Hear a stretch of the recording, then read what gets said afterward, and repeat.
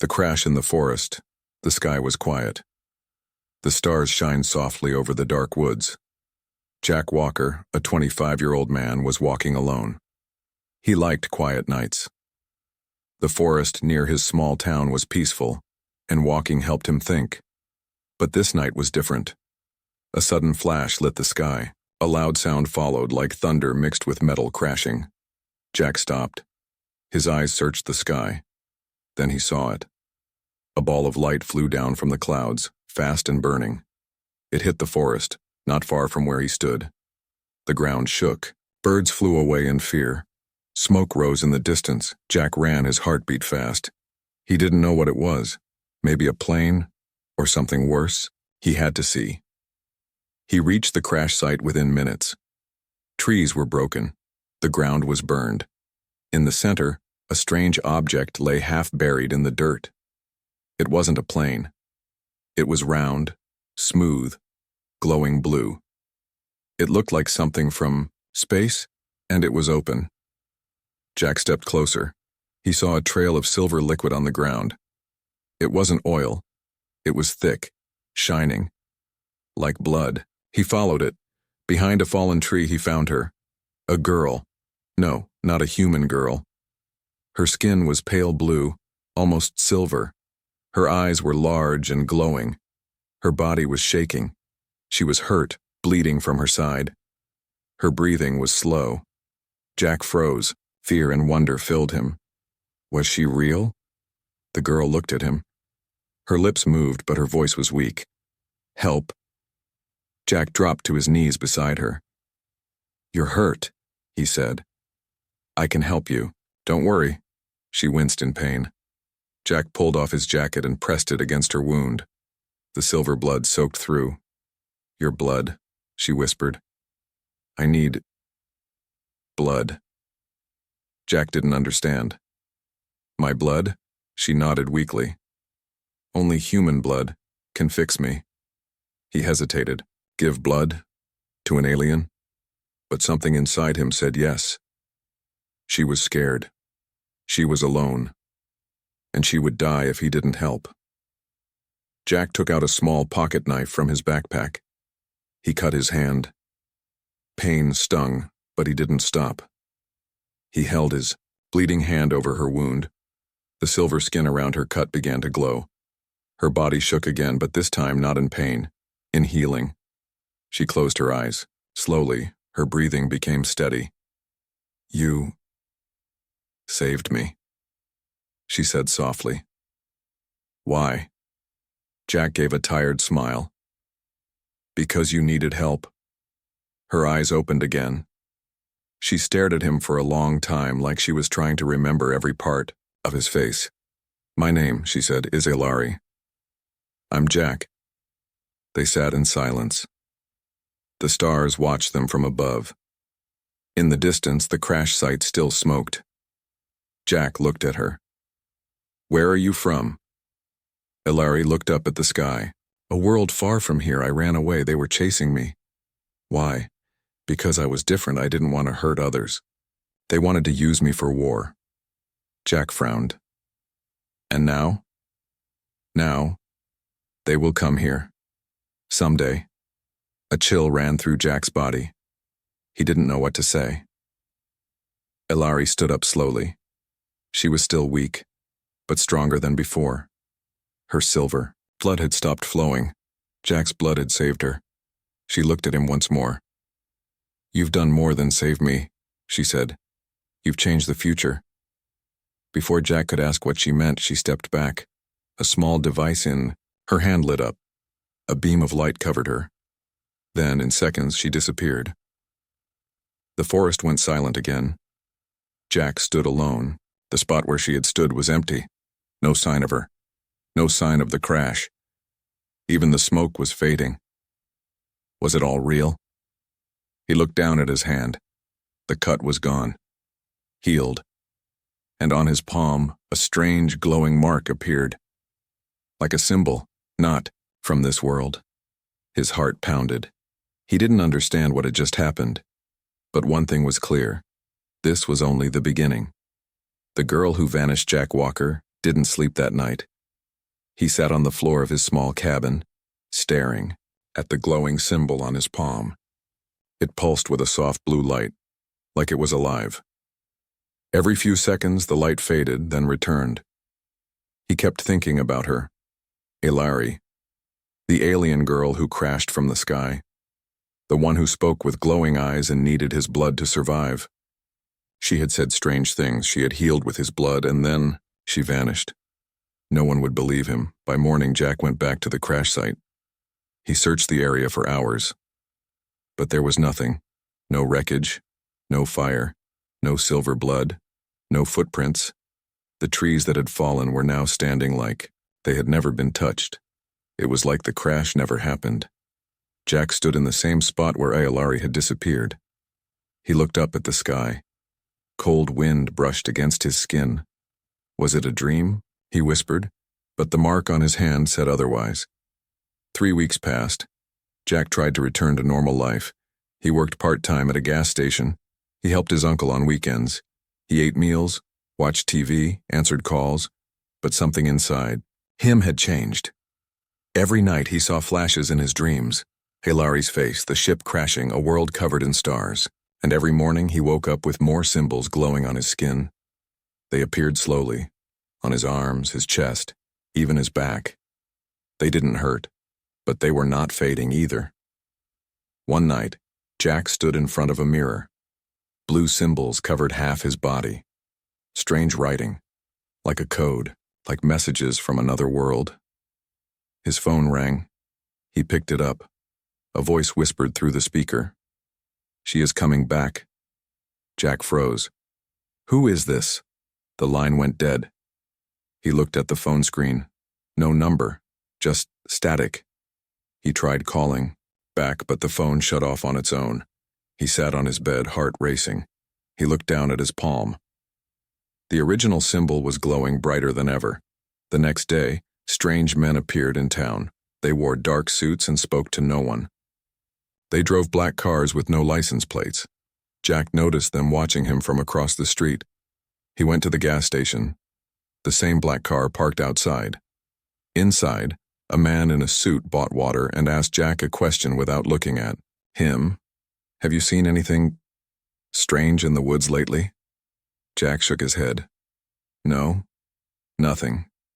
The man smiled, but it wasn't a friendly smile. It was cold. "If you do," the man said, "call this number." He gave Jack a black card with only a single symbol on it, the same symbol on Jack's hand. The man walked away. The car left. Jack burned the card that night. 2 nights later, Jack heard a sound outside his cabin, a soft humming. Not from a car, not from any machine he knew. He stepped outside. The air was still. Then he saw it. A glowing orb, floating just above the trees, small, silent, and watching. He took 1 step toward it, and it vanished. Behind him, a whisper came. "Jack." He turned around fast. No one was there, but on his door a new symbol had been carved. Fresh, glowing, and warm to the touch. He knew. She was near. Jack returned to the forest where he had first found her. He followed a feeling. Not a map, not a trail, just a pull in his chest. He walked for hours until he found something new. A ring of trees, burned at the base, as if something had landed there. And in the center of the ring, a small, floating cube hovered above the ground. It glowed. When Jack stepped closer, his hand rose on its own. The symbol on his palm matched the one on the cube. When they touched, the world around him changed. He wasn't in the forest anymore. He was standing in a vast silver room, with stars outside a glass wall. Machines floated around him. The air smelled like metal and fire, and standing in front of him was Ilari. But something was different. She was wearing dark armor now. Her eyes were sad but strong. "You found the gate," she said. "What is this place?" Jack asked.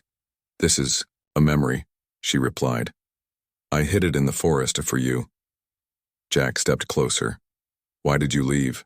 Ilari looked down. "I had to run. They were tracking me, but now, they're not just after me. She looked up. Her voice cracked. They're after you. Jack felt his heart drop. Why? Because you gave me your blood, she said. And now, part of you is like them and part of me is like you. He didn't understand. But her next word shocked him. Jack, I'm not the only one who changed that night. What do you mean? She touched his chest, over the glowing symbols. You're evolving. Years later, the return, 5 years passed. Jack Walker was no longer the same man. He had moved far from the small town and the forest where it all began. People stopped asking questions about the incident. The black-suited men never returned. But Jack never forgot. Every night he dreamed of Ilari. Her voice, her silver eyes, her words. You are changing. And she was right. His body had changed, not in ways people could see, but inside. Jack didn't get sick anymore. His wounds healed in seconds. He could hear sounds from miles away. Sometimes he saw flashes of the future in his dreams. He kept it all secret. He lived alone in a cabin high in the cold mountains, far from cities and noise. He had built a quiet life. He read books, watched the stars, and waited for something he could not explain. Until one night, something came. It started with a sound, deep, humming, ancient. Jack sat up in bed, the cabin lights flickered. Outside, the sky was dark, but a glow shined over the trees. He stepped out with a flashlight, and then he saw her. Ilari. But she was not alone. She stood at the edge of the forest, wrapped in a dark cloak. Her face was thinner, older, wiser. And, in her arms, she held a child, a boy, no older than 4. Jack's breath caught in his throat. Ilari looked straight at him. Her voice was calm but heavy. His name is Elian, she said. Jack stepped back. Ilari nodded. He's your son. Jack stood frozen. He looked at the child. His soft silver blue skin, his glowing eyes, his calm expression. The boy looked back at Jack, curious, not afraid. How is this possible? Jack asked. The night you gave me your blood, Ilari said. Our cells bonded. Your human DNA changed me. I didn't know it would create life. She looked at the boy, then back at Jack. But it did. Jack knelt down, trying to understand. His hands shook as he reached out to the boy. Elian reached back and touched Jack's fingers. The moment they touched, Jack saw a vision, flashes of stars, planets, fire, running, hiding. Elian's mind was showing him everything, all in 1 second. Jack gasped and pulled back. Ilari caught him. He's not like other children, she said. His mind is open. Too open. Jack tried to speak. Why now? Why did you come back? Ilari's eyes darkened. Because they found us. She looked up at the sky. Jack followed her gaze. A sharp red light was falling from above, slow but clear. What is that? He asked. A hunter beacon, she said. They sent it to track the child. Once it touches the ground, they'll come through. Jack's heart pounded. Who are they? My people, she answered. Or what's left of them. They believe Elian is a danger, a weapon, a hybrid born of war. Jack stepped in front of Elian. He's a child. Yes, Ilari said. But to them, he's the key to power, or destruction. Jack looked at her. Then we run. She shook her head. We've been running for 5 years, it's time to stand. Inside the cabin, Jack tried to calm himself. He watched Elian as the boy touched the wooden walls, making them hum softly. The air changed around him. Every object reacted to his presence. He's strong, Jack whispered. Stronger than me, Ilari said. Stronger than both of us. Can he control it? Not yet. Jack looked at her. Can you control it? Ilari didn't answer. That night, as they sat by the fire, Ilari told Jack everything. Her planet was dying. The Council of Elders wanted a new future, a hybrid army to conquer other worlds. Ilari refused to be part of it. She escaped with a prototype star core, crashed on Earth, met Jack.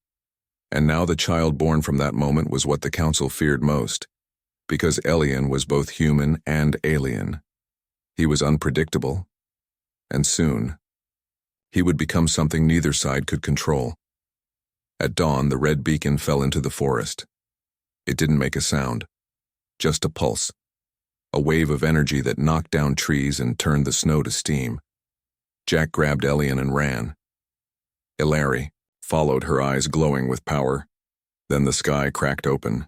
Not a ship, not a fleet, but a gate, a hole in space itself. Creatures stepped through. Not like Ilari, darker, covered in armor, no faces, no voices, only red lights on their heads and blades in their hands. Jack held Elian tighter. Ilari stood between them and the child. "You want him?" she said. "You'll have to go through me." The lead creature stepped forward and spoke for the first time. "Not through you. Through him." The creatures raised their hands and pointed at Elian. Jack's heart broke as Elian looked up and whispered, "They're in my mind."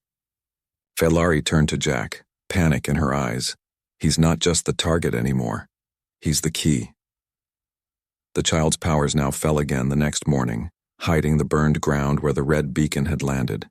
The gate in the sky had closed, but Jack knew it would open again. The hunters were not gone. They were watching, waiting. Inside the cabin, Jack stared at Elian. The boy was sitting by the window, silent, drawing strange symbols in the frost. His small finger moved quickly, sketching signs that Jack had seen before, in his dreams, on Ilari's skin, in the glowing cubes hidden deep in alien memory chambers. Elian was only 5, but he wasn't like any 5-year-old on Earth. He hadn't cried when the sky broke open. He hadn't screamed when the hunters arrived. Instead, he had stood still, calm, and whispered, "They are inside the snow now." Jack didn't know what that meant, but Ilari did. "He's connecting," she said, quietly. Too early, too fast. Jack looked at her. "Connecting to what?" Ilari turned her eyes to Elian. "Everything." She walked over to the boy and knelt down beside him. "Elian," she said softly, "do you hear them?" Elian nodded. "They whisper in numbers." "What do they say?" "That I should choose." Ilari's face tightened. "Choose what?" Elian stopped drawing. "To save or to rule?" Jack felt cold inside.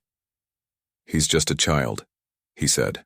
"He doesn't have to choose anything. We protect him, that's all." Ilari shook her head. "You don't understand this power inside him. He was born to be a decision." Jack frowned. "What does that mean?" "It means he wasn't made by accident." She paused. "He was designed by the universe or by something else." That night, Elian had his first episode. Jack woke to a loud crash. He ran to the main room of the cabin and saw furniture floating in the air. Chairs spinning, books flying open, lights flickering. Elian stood in the center, eyes glowing white. Not blue, not soft, but bright, burning. He was whispering to himself, but it wasn't his voice, it was hundreds. Save, destroy, balance, choose, awaken. The room shook. Ilari ran in and placed her hands on the boy's head.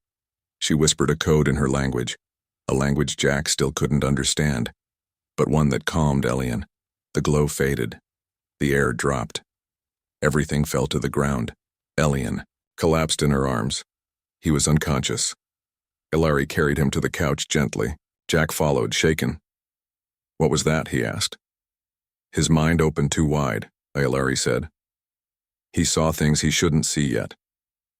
"Like what?" Ilari hesitated. "A future where he becomes a god." Jack sat beside her. "We can stop this, teach him, guide him." Ilari looked at him. "Can you teach someone not to breathe? Not to grow? Not to be what they are?" Jack didn't answer. The next day, the hunters sent a message. Not through sound, not through machines, but directly into Jack's mind. He was outside, chopping wood when it hit him, a flash of burning light, a sharp voice inside his skull. You will return the hybrid to us, or we will burn the mountain down to ashes. Jack dropped the axe and fell to his knees, blood dripping from his nose. When he told Elari, she didn't look surprised. They're not asking, she said. They're promising. Later that night, Elian spoke again, awake this time, calm. They think I don't know, he said. But I do. Jack leaned in. Know what, buddy? Elian looked into his eyes. That they're afraid of me, even more than you are. Jack sat back. I'm not afraid of you. Elian smiled. But you should be. The next morning, Elari made a choice. We have to move him, she said. There's a place, deep under the mountain, a sanctuary built by my people long ago, hidden from every eye, human or alien. Jack agreed. But as they packed, Elian stood by the window again. He spoke to no one. They've already found it, he said. Jack and Elari led Elian through, a hidden path behind the cabin, through ice, rock, and winding caves. After 2 hours, they reached a massive stone gate carved into the mountain wall. Symbols glowed on it, same as those on Elian's arms. He stepped forward. The gate opened at his touch. Inside was a chamber of glass and crystal, floating data orbs. Ancient knowledge. A place built not just to hide, but to train. Elari whispered, This is where he learns what he is. Jack stepped in, awe in his eyes. Or who he could become. Elian walked ahead, the room lit up with his presence. Machines activated, energy flowed, and then another voice filled the air. Deep, cold, not human. He has entered the sanctuary. We are no longer blind. Elari's face went pale. They've breached the connection. Jack turned to her. What does that mean? She looked at Elian and whispered in fear. They're using him to track us. Elian turned around, eyes glowing. They're not just watching, he said. They're coming. A deep rumble shook the ground. The mountain had been found. Hunted? The mountain was no longer silent. The walls trembled with distant echoes. Vibrations spread through the sanctuary floor like slow thunder. Jack Walker stood with his back against the crystal wall, eyes locked on Elian, who now stood at the center of the glowing chamber. The child's hands were raised, his palms open.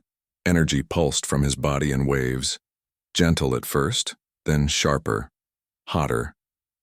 Machines in the sanctuary responded. Lights flickered. Symbols in the air changed. Some of the glowing orbs shattered midair, unable to hold the power rising from him. Elari grabbed Jack's arm. They're using him as a beacon, she said. They locked into his energy signature. Jack clenched his fists. Then we shut it down. Now. We can't, Elari whispered. He's not being controlled.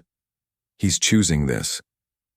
Outside the sanctuary, far above the mountain, the sky cracked open again. But this time, it wasn't one gate. It was 7. Burning red holes in the sky, perfectly aligned, humming in sync like the beat of a war drum. Through them, the hunters came, not soldiers, but purifiers. Machines made of liquid metal, alive, crawling like shadows, over clouds.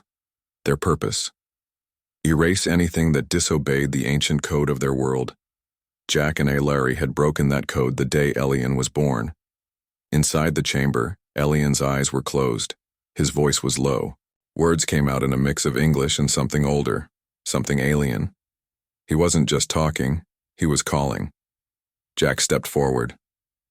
Elian, he said, calm but firm, you need to stop. They're coming. The boy didn't open his eyes.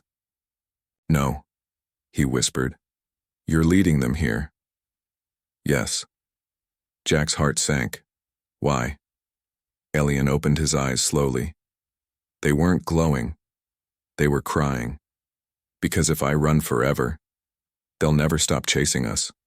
Someone has to finish this, Ilari gasped. You can't fight them, Elian, not yet. I'm not going to fight them, the boy said. I'm going to show them. The sanctuary doors suddenly cracked. A blast shook the walls. Jack turned fast. A wave of heat rushed into the chamber, followed by the sound of metal scraping on stone. The purifiers had entered the mountain. Jack grabbed a rifle from the wall. You said this was a sanctuary, he said. Where's the defense system? Ilari moved to a control panel, her hands dancing across the symbols. It has one, she said, but it hasn't been used in centuries. It's failing. The chamber lights dimmed. More explosions echoed from the tunnels. They were getting closer. Get him out of here, Jack said. I'll hold them. Ilari looked at him. You'll die. Jack smiled. You said it yourself. I'm changing. Maybe I won't. Before she could stop him, Jack sprinted toward the main entrance of the sanctuary, rifle in hand, body glowing faintly with blue light. The tunnels were full of smoke and fire. Metal footsteps echoed ahead, cold, mechanical, unhurried. Jack ducked behind a wall as a purifier passed by. It was tall, armored, with no face, only a red circle where a mouth should be pulsing in and out. Jack aimed and fired. The shot hit. The purifier didn't flinch. It turned and screamed. Not a normal scream, but a sharp sonic burst that shattered the rock walls around them. Jack was thrown back, blood leaking from his ears. Before he could move, the purifier raised its blade arm. But then, it stopped. The air shifted. Behind Jack, a soft voice spoke. Leave him. Elian stood in the tunnel, alone. His small body glowed like a star. The purifier looked at him and lowered its weapon. Jack looked up, barely able to breathe. Elian. No, get out of here. They don't want to hurt me, Elian said. They want me to choose their side. Jack wiped blood from his mouth. Don't. What if their side means peace? It never does, Jack said. It just means control. Ilari arrived moments later, breathless. They're breaking into the core chamber. If they reach the central crystal, they'll destroy everything. Elian turned to her. Then let them. What? He stepped forward. If they destroy the old world, maybe I can build a new one. Jack grabbed the boy's shoulders. You don't have to carry this. Elian looked up, calm but fierce. I was born to carry this. Suddenly, the mountain shook harder than before. One of the 7 gates outside had moved. Closer, wider. It was trying to land directly over the sanctuary. Ilari's voice broke with fear. They're bringing a world breaker. Jack looked at her. What is that? A living bomb, she said. If they can't take the hybrid, they'll destroy the mountain. Elian closed his eyes again. His voice rose, not shouting, but singing. Soft, ancient, full of power. Jack felt the air heat up. The walls shook differently now. Not from the purifiers, but from Elian. Every crystal in the sanctuary turned bright blue. Machines stopped. Purifiers froze. Elian opened his hands and whispered, You wanted to see what I am, so see. A wave of energy blasted outward. The gates in the sky trembled. The purifiers screamed in fear for the first time. And then, they vanished. Not dead, erased. Jack fell to the floor. Ilari covered her mouth in shock. Elian stood in silence. Then, whispered, I didn't mean to do that. Sacrifice again. The mountain stood silent. The sky had cleared and the 7 gates were gone. No purifiers, no hunters, no more machines crawling through space and stone. But inside the sanctuary, everything was breaking, not the walls. The boy. Elian sat curled in the center of the crystal chamber. His arms hugged his knees. His eyes were open, but empty. Blue light flickered softly around him, as if his body was trying to hold back something too big. Jack watched from a distance, afraid to step closer. He hasn't moved in hours, Jack said. Ilari stood at the control panel, scanning the symbols floating in the air. Her hands trembled. He's not asleep, he's locked inside. Jack frowned. Inside what? His mind. After the purifiers vanished, Elian collapsed. His energy pulsed once, so strong it fried the sanctuary systems for hours. When he woke, he was quiet. Too quiet. He didn't speak. Didn't cry. Didn't even blink unless touched. But the power inside him never stopped growing. The sanctuary's lights now dimmed when he breathed. The floating crystals cracked when he opened his eyes. And when Jack tried to touch his hand, his skin burned, with a whisper that said, "Danger." "He's holding it in," Alari said, "trying not to break this place apart." Jack shook his head. "He's 5. He shouldn't have to carry this. We need to take it from him." Alari looked at him, pained. "Jack, I've studied our blood bond. There is one way to drain power from Elian into someone else, but it's dangerous, and it hurts." Jack stepped closer. "What is it?" She hesitated. "You." Jack was quiet for a moment. "What do I have to do?" Alari touched the side of her neck. "When you gave me your blood 5 years ago, it changed us both. You're not fully human anymore. Your body can absorb certain types of energy, especially his." She looked at Elian. "But it won't feel like a transfer. It will feel like fire." Jack didn't flinch. "I'll do it." They prepared a chamber deep beneath the sanctuary floor, a forgotten place, built by Alari's ancestors. It was made of black crystal and silver veins. The walls pulsed with life. Symbols glowed when they entered. Elian followed them down, still silent, still calm. But something inside him had shifted, as if he knew what Jack was about to do. He sat on the central platform. Jack took his place across from him. Alari activated the old system. The walls hummed with low, slow sound. Then the room began to darken. "When the energy moves," Alari said, "you can't stop it halfway. If you do, it could destroy both of you." Jack nodded. "I trust him." "Don't," Alari whispered. "Trust yourself." The process began. A soft line of blue light connected Elian's chest to Jack's. At first it felt warm, peaceful. Then, everything changed. Jack screamed. The pain hit like lightning through his bones. His skin glowed, cracked, healed, and cracked again. His heart raced. His veins felt like glass. He fell to his knees, but he didn't let go. Elian didn't scream, but his lips trembled. His small body began to shake, as if a storm was trapped. Inside him and Jack had opened the door. Jack saw visions, alien planets burning, war machines falling from the stars, cities made of light, destroyed by shadows. He saw himself standing at the edge of a new world, holding Elian's hand. And behind them an army of both humans and aliens united. But then the vision changed. Elian stood alone, floating above a ruined Earth. And Jack was gone. Jack coughed, blood pouring from his nose. "How much longer?" he gasped. Alari's voice came through the speaker. "You've taken too much, stop." "Not yet," Jack growled. The pain was unbearable now. His skin was glowing white-hot. Elian finally spoke, his voice small and broken. "Dad, please, stop." Those words broke Jack more than the pain. He reached forward, placed his hand on Elian's heart, and whispered, "I'm here. I'll always be here."